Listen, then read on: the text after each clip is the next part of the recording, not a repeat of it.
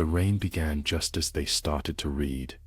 A steady, drumming sound against the window panes.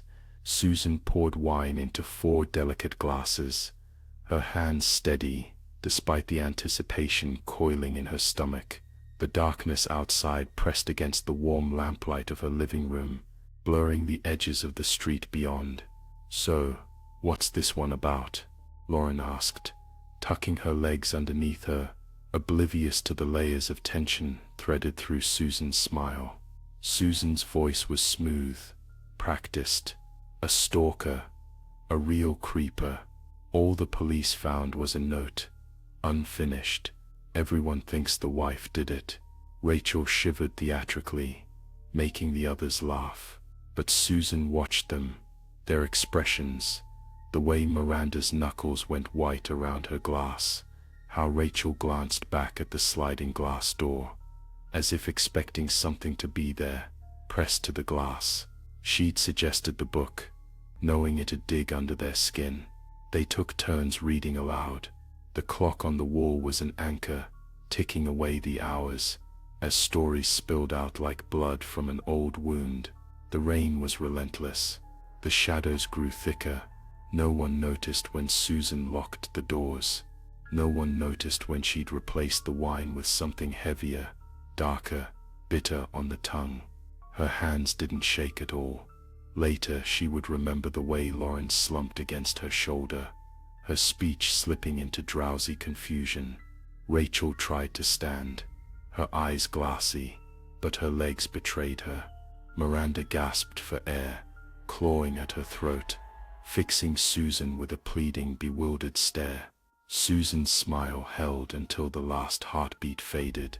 The house was so quiet.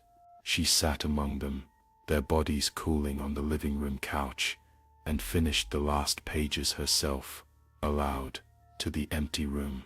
When the police arrived, called by a neighbor who wondered at the lights that had burned far too late, Susan was curled up on the floor. She sobbed, eyes wild, voice trembling as she spoke. "I saw him, through the glass. This man, in a mask. He was watching us. He came in. He forced us all."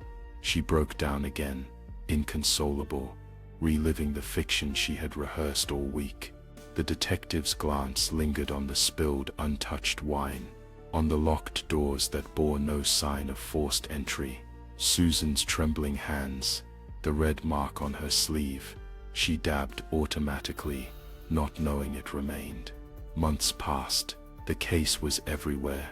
The stalker of Sycamore Lane, unwelcome in the nightmares of parents at every school drop-off.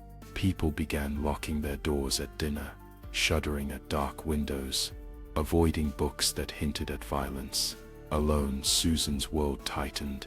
The familiar suburb became unfamiliar.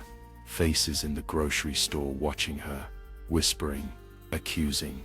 And then, one still night, the back porch light flickered to life on its own. Susan woke to a cold draft, the sliding door ajar, footsteps echoing in the hall.